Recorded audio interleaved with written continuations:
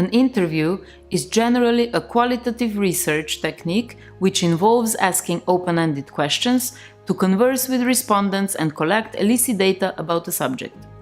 In our methodology, we use it to get policy expert involvement and perspective.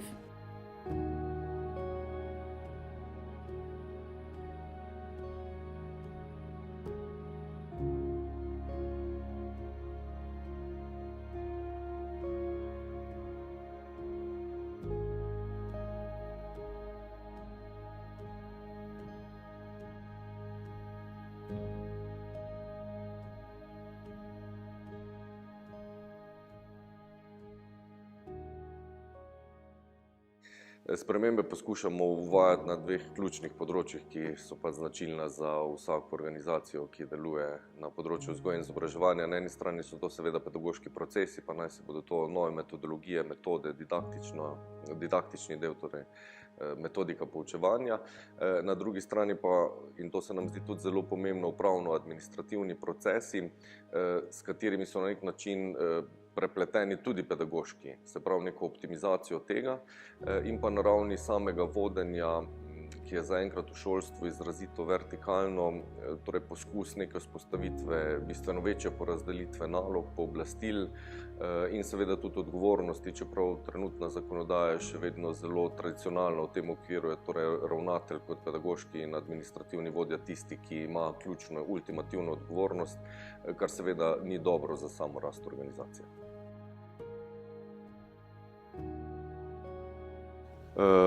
Torej, vsaka novost, ki se jo poskuša uvajati, seveda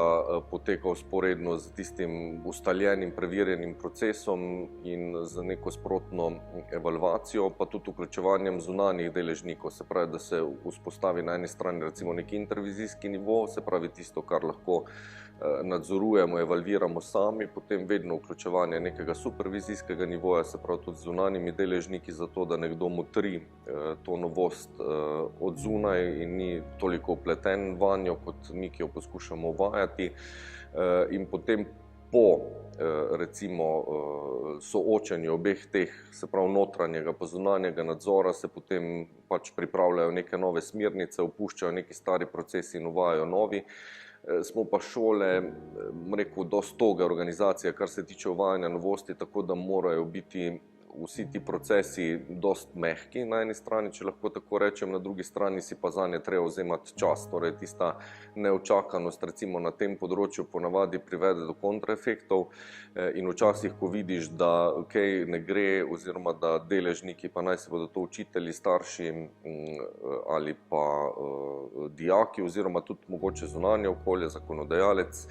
ne sledijo dovolj hitro ali pa se s tem začne zavirati nek že ustaljen proces, potem treba včasih tudi dati zadeve malce na pauzo, poskušati drugače ali pa poskusiti malce kasneje.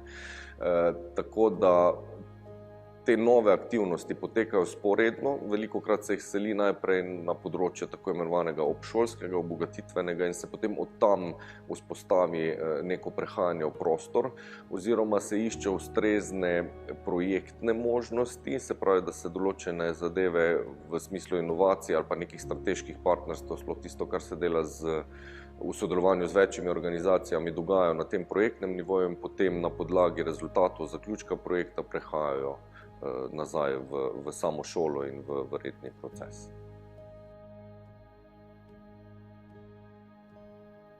Na ravni, recimo, če grem kar na to projektno, tisto, kar že samo ministrstvo v okviru strategije, recimo aktualne perspektive evropske podpira z različnimi, bodisi ESS ali pa tudi drugimi projekti, je seveda podpora tukaj, rekel, načelna in pa seveda so tudi naš nadzor. Tisto, kar pa delamo sami ali pa se, ne vem, mogoče vpletamo v kakšne druge programe, ki ne sodijo direktno pod resor našega ministrstva, na primer program Erasmus+, tisto pa ne ovirajo, bom tako rekel. Seveda pri določenih procesih ali pa nekih inovacijah, kjer pa se ugotavlja tudi potreba po spreminjanju zakonodaje, tam pa zadeve tečejo relativno počasi, oziroma tukaj se pa šole potem ponavadi združujemo tudi v okviru ali pa pod okriljem združenja, v našem konkretnem primeru srednjih šol in dijaških domov, kjer pač nastopamo enovito, pa se poskuša najprej konsenze dobiti tam ali pa recimo dobiti potrditev za neko novo prakso znotraj večjih šol. Takoj, ko ta nova praksa preide, potem mogoče še v nek drug okvir, že takoj dobi večjo težo in mogoče boljše pogajalske izhodišča tudi pri našem zakonodajalcu.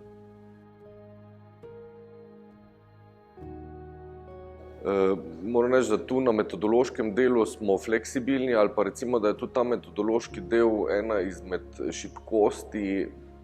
tega internega, zaradi tega, ker mogoče nismo ti, ki sodelujemo pri tem kot učitelji ali pa tudi kot tehnično-administrativno osebe toliko vešči, ker nas nihče nikdar ni tega učil, oziroma se poskušamo priučiti nekih metodoloških pristopov skozi različna sodelovanja, predvsem v projektih, v različnih raziskavah. Pri, bolj konkretnih ali pa dolgoročnih strategijah je pa pri metodologijah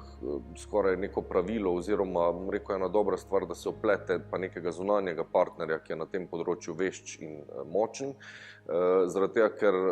ena ključnih zadev je seveda dobra struktura in seveda metode, ki to strukturo podpirajo, so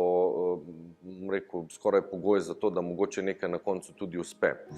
Ker če se zadeva ne vodi po neki vnaprej predvideni metodologiji, potem zelo hitro izgubiš neko rdečo nit ali pa mogoče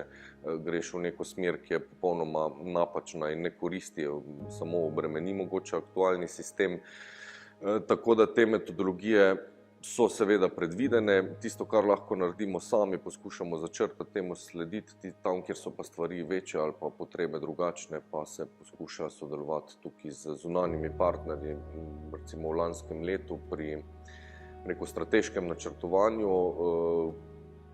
vemo, da ga potrebujemo. Je sicer v naši državi za javni sektor zelo neznačilno, smo se zelo intenzivno povezali z Ekonomsko fakulteto v Ljubljani, ki je pripravila v bistvu metodološki okvir za nas in pa motivirala tudi skupine študentov, da so si pa naš case oziroma primer recimo tega strateškega načrtovanja vzeli kot seminarje pri predmetu strateško načrtovanje, tako da smo imeli super, ta interni pa supervizijski del urejen in posledično tudi metodologijo, ki je dejansko bila takšna, kot mora biti recimo pri enem takšnem projektu.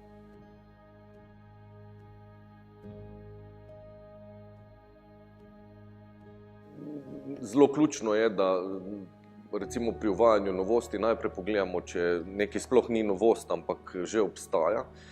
In tega se zelo veliko poslužujemo. Tukaj mislim, da je Evropska unija zelo dober okvir in pa seveda priložnost za to, da to lahko naredimo, da so te aktivnosti tudi ustrezno finančno podprte, za kar sami ne bi imeli denarja. Ključna akcija 1 v okviru programa Erasmus Plus ima prav podakcijo mobilnost učnega osebja. Od leta 2015 smo bili uspešni na vseh razpisih za ta del, tako da je v preteklih 5 letih na spremljavo bodisi učnega procesa ali pa tudi nekih novosti ali pa novih praks odpotovalo več kot 40 učiteljev, zelo vpletena pa tudi sama uprava šole in to povezovanje se nam skoraj zdi ključno, ker dejansko,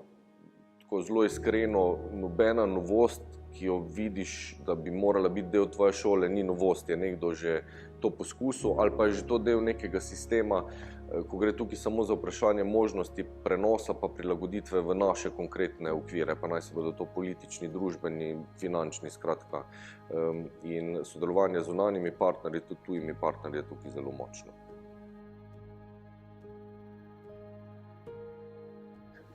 Na vseh ravneh to poteka.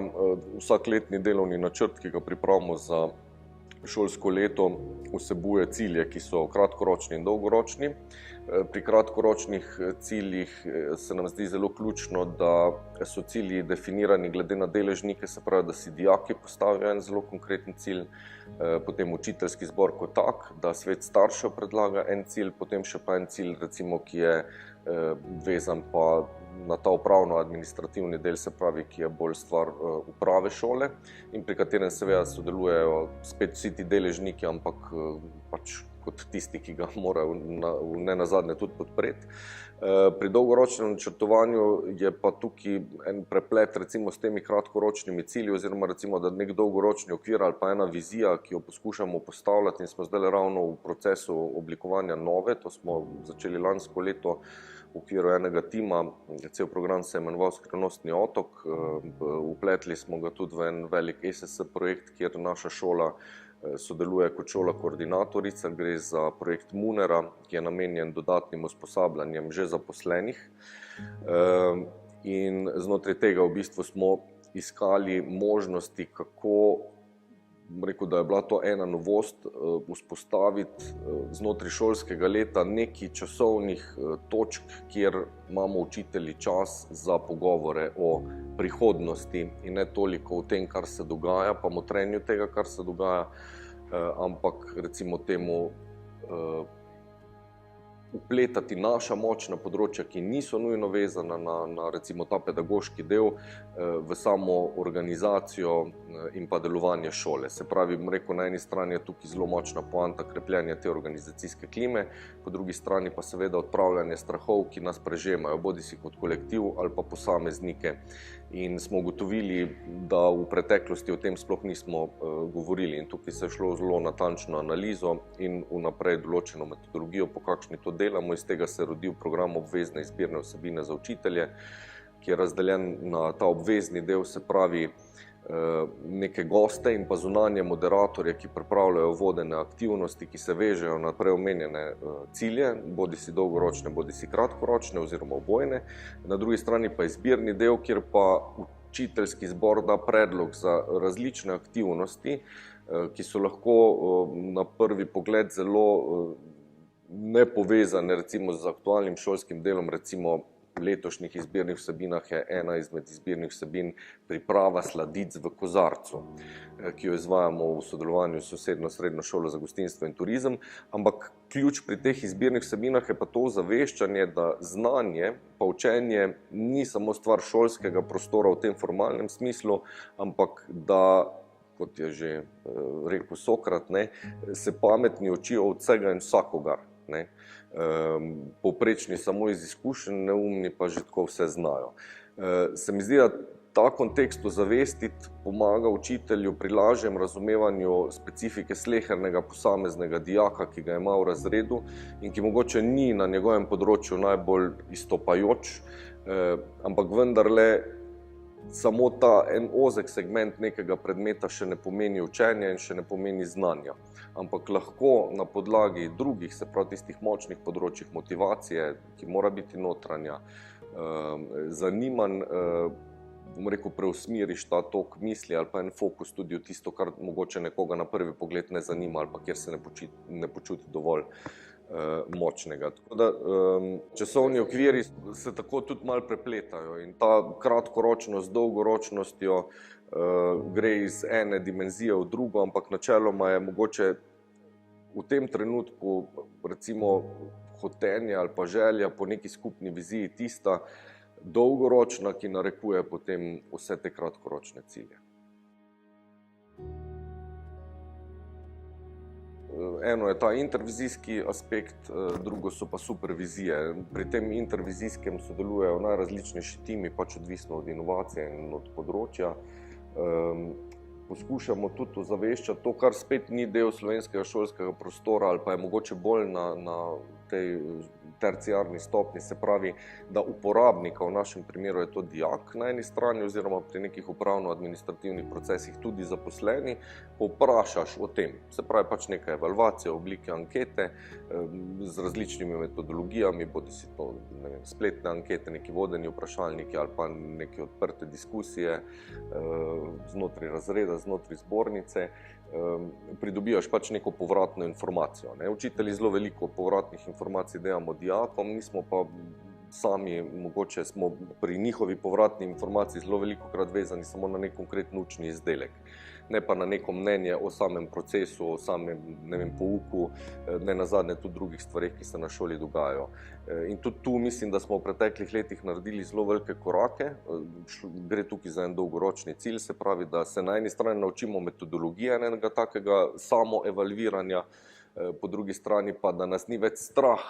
pridobiti mnenja, vprašati pa seveda to vprašanje postaviti na tak način, da bo odgovor tak, ki nam bo pomagal pri razvoju, ne tak, ki bo potrdil tisto, kar si sami mislimo o sebi.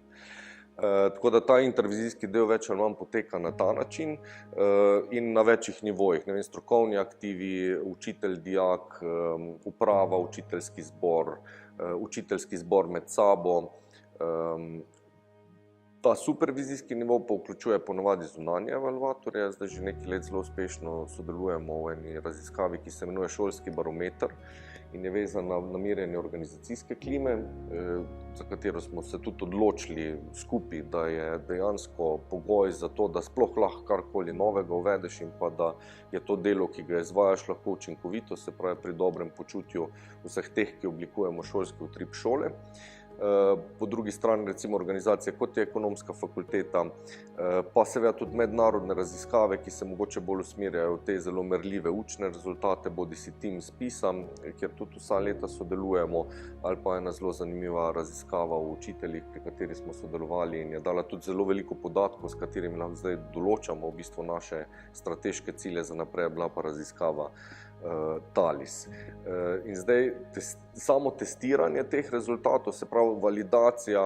recimo je v tem kontekstu, ki sem ga omenil, testiranje je pa tudi zelo prepleteno z validacijo. Včasih je problem ravno spet metodološke narave, ko ne veš, kako bi izmeril nek učinek, ki ni zdaj merljiv konkretno v nekih kvantitativnih stopnjah. Je pa recimo, da neko metodološko izhodišče, da se odraža v teh kontekstih recimo nekih vrednot, ki se jih pa da spet meriti v smislu neke pripadnosti, same klime, znotraj spet posameznih segmentov, dijaške skupnosti, znotraj zbornice, znotraj uprave, znotraj nekega lokalnega prostora, ki ga sooblikujemo, in pa seveda same organizacije, torej organizacijske klime kot celote. Meni se zdi, da recimo v tem kontekstu šolstva, vzgoje in izobraževanja na vseh nivojih je družbeni učinek lahko zelo očiten ravno na ravni krepljenja vrednot. In če so to vrednote, ki krepijo v bistvu nek družbeni okvir, potem smo mi dejansko na prvi bojni črti in tega se premalokrat zavedamo. In v tem kontekstu so tovrstne inovacije tudi dosti hitro in lahko merljive. Sploh glede na povratne informacije, ki jih dobivamo recimo od naših nekdanjih dijakov, če gremo zdaj iz tega konteksta, ko nekdo greš skozi 4 leta šolanja, ko odmisliš mogoče ta kvantitativni merljivi del ocenjevanja uspešnosti znotraj nekih, ne vem, tekmovanj, samih ocen, mature in tako naprej. In ko ti nekdanji dijak pove, v kakšni obliki bi recimo strnil misli v svoji srednji šoli. In če tukaj vidiš potem neko proaktivno delovanje, nek angažma, neko prepričanje, da moraš razmišljati odprto, da se moraš pri tem, kar delaš, vedno spraševati, če je to res dobro za vse, ne samo zate, potem mislim, da tukaj družbeni učinek zelo velik. In še enkrat, res se premalo zavedamo te svoje moči,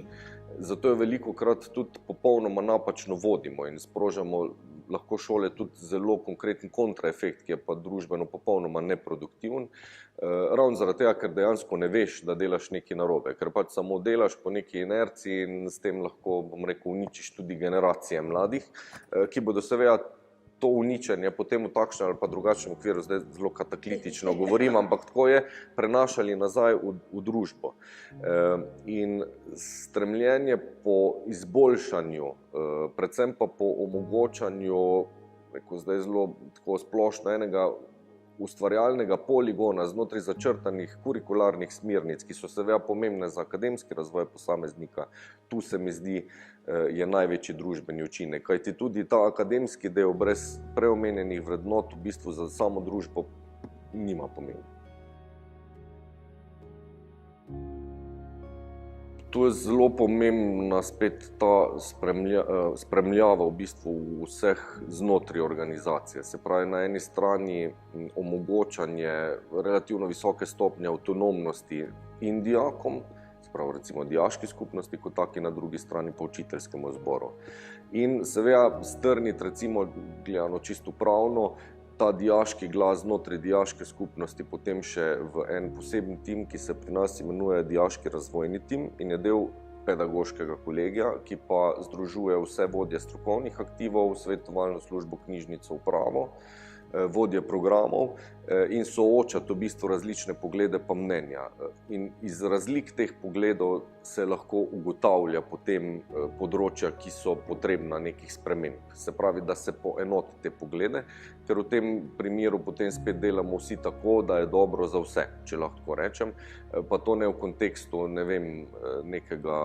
elegantnega in udobnega, ampak tudi včasih bolečega za to, da dosežemo neko takšno spremembo. Pa seveda, kot že rečeno, sploh znotraj šolstva si je za vse to res potrebno vzeti čas, tako da tudi naše dijake, bom rekel, navajamo na to, da sprememba ne more biti vedno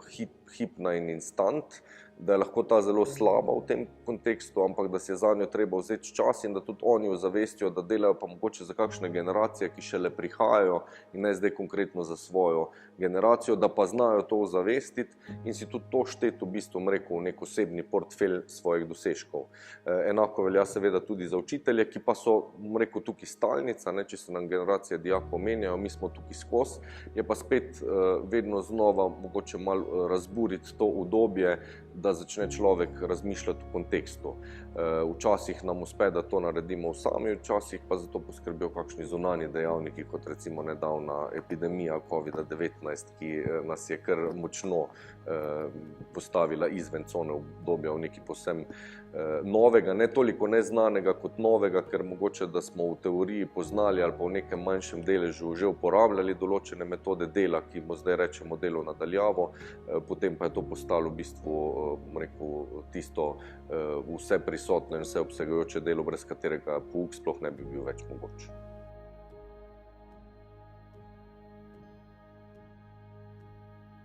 Ni te povezave bilo zaradi tega, ker smo šole morale naše ministrstvo prehiteti s smernicami, ker dobili smo jih strani sistema šele 2 tedna po začetku, mi smo pa mogli začeti delati. Pri nas konkretno smo ugotovili, da se v mnogih delih skladajo recimo s tistemu, da smo jih pa bistveno bolj poglobili kot to, kar smo dobili, kar je na nek način tudi logično, ker seveda jih je treba prilagoditi sami organizaciji. In ravno tu se je izkazalo, pa tudi ta moment prehoda iz klasičnega dela v delo na daljavo je bila ena validacija sprememb preteklosti, ki so povezovali zlasti, bom rekel, cel kolektiv GCC, ne samo učitelje, ampak res celo organizacijo, da je zadeva stekla hitro, z velikim razumevanjem pa z neko vzajemno pomočjo.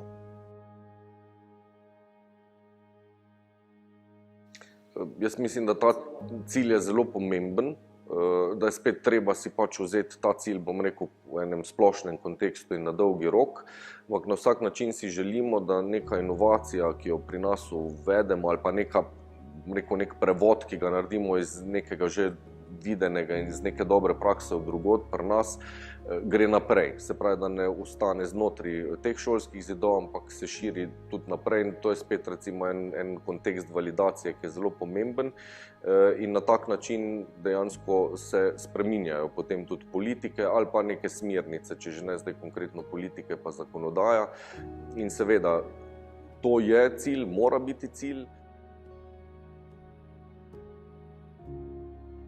Na sistemu dela z nadarjenimi, predvsem neki konteksti, ki so zdaj začeli prehajati znotraj šolske politike, pa neke time, ki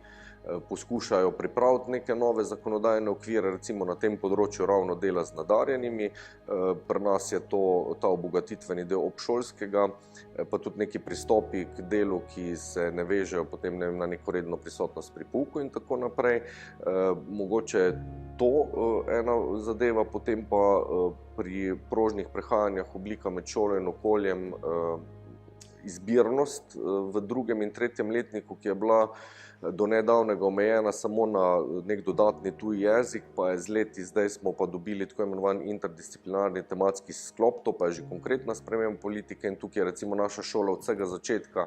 To je že v bistvu segal en projekt iz leta 2009, ki je pa potem ugasnil in se nekako ni niti predvidelo, da bi se vodil naprej, ampak smo potem tudi mi v sodelovanju z neki partnerji spodbudili oblikovanje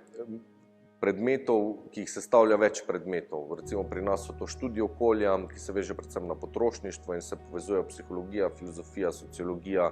in naravoslovni predmeti. Potem javno nastopanje kot ena veščina, ki je tudi nekako odrinjena iz naših šol v tem kontekstu, recimo voditeljstva, ki bi mogel biti bolj pomemben del pri vzgoji mladih. Ja, sploh na splošnem izobraževanju in pa raziskovalnega dela. Ampak to je bilo že par praks po šolah, ki smo jih pa začeli potem dejansko povezovati in ne bom rekel, da je to naš prispevek, ampak je pa zelo pomemben del recimo tega našega doprinosa v tem zakonodajnem okviru, ki se pa zdaj pred 2 letoma izoblikoval in šolam dopustil možnost, da izvajajo takšne predmete.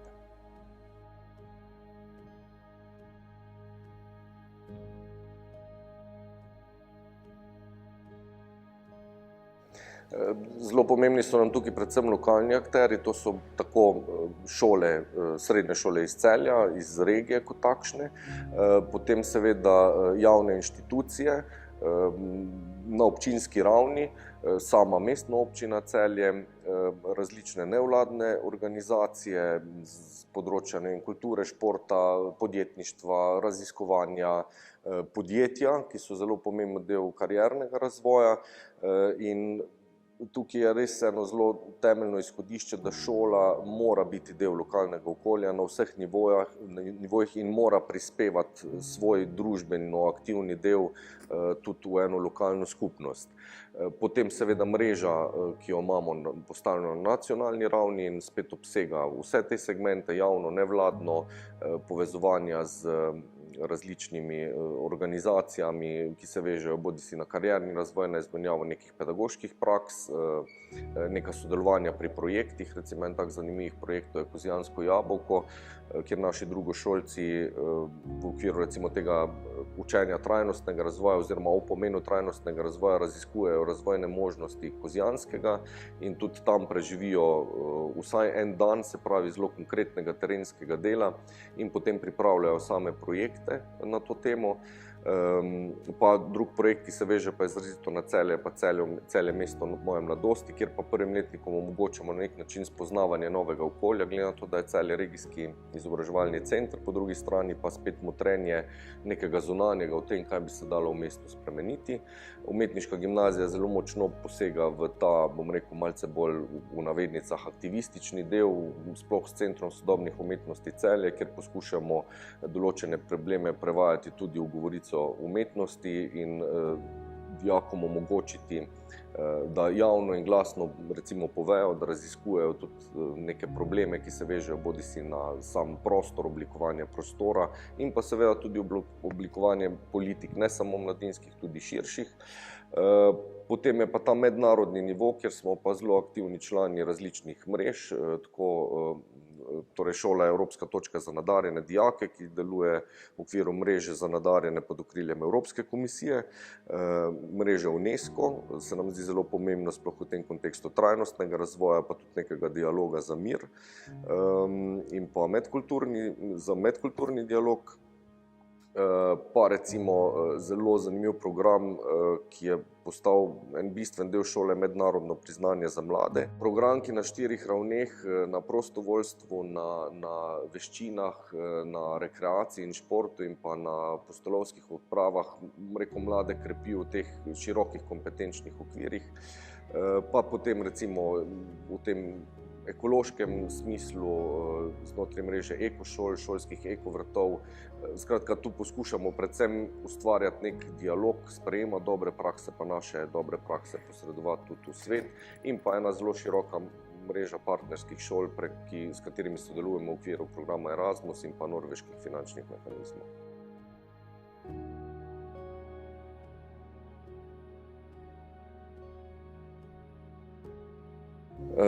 Kar se šolstva tiče, in to je zdaj zadnja kriza, mislim, da zelo jasno izpostavlja, smo popolnoma nedigitalizirana organizacija. Pri digitalizaciji ne govorim toliko o tehnični opremi, te imamo, mislim, da šole kar dovolj. ampak bolj o upravljanju s podatki. Tukaj smo zelo šibki v organizacijskih procesih, ki so izrazito analogni in zastareli, posledično neučinkoviti in dolgotrajni. Drugi del je seveda ta digitalizacija pedagoških procesov, ne samo delo na daljavo in oblike dela na daljavo, ampak tudi upravljanje s temi podatki, se pravi, če so zdaj podatki nafta 21. stoletja, naše otroke o tem v bistvu ne učimo zaenkrat še popolnoma nič. Se pravi, ta koncept digitalizacije v najširšem možnem pomenu te besede ali pa pojma je zelo nujen in upam, da se ga bodo šolske politike lotile tudi na nacionalni, mednarodni ravni, ne samo, da so to primeri na posameznih šolah. Potem bistveno širši kompetenčni okviri za dijake, pa naj si bo to strokovnega, poklicnega, predvsem pa splošnega izobraževanja. Torej pogrešamo pri splošnem izobraževanju prožnejše oblike prehajanja med okoljem in šolo, zaradi tega, ker pri splošnem izobraževanju bi v teh 4 letih en gimnazijec mogel izoblikovati en zelo konkreten cilj, ozavestiti svoj karierni razvoj, kar zdaj ni mogoče, ker zasleduje samo akademske cilje in pa točke za vpis. Tako da ta karierni razvoj bi mogel postati bistveno bolj konkreten del sistema, kot je zdaj, ko je vezan več ali manj na interese posameznih šol, pa ne samo za dijake, tudi za zaposlene, ki morajo preiti to res zastarelo miselnost, da se kariera zaključi s tem, ko dobiš pogodbo za nedoločen čas, ampak da je karierni razvoj nekaj, kar je preplet profesionalnega in osebnega in vseživljenjski. Potem pa ena zelo bistvena stvar, spet se veže na ta karierni razvoj, kjer bi šolske politike nujno potrebovale spremembo, je pa program uvajanja novih učiteljev. Se pravi, nek program mentorstev, ki je organiziran na nacionalni ravni, ki ni vezan na neke perspektive pa začasna financiranja, kot je to zdaj preko evropskih strukturnih skladov, ampak bi se mogel tukaj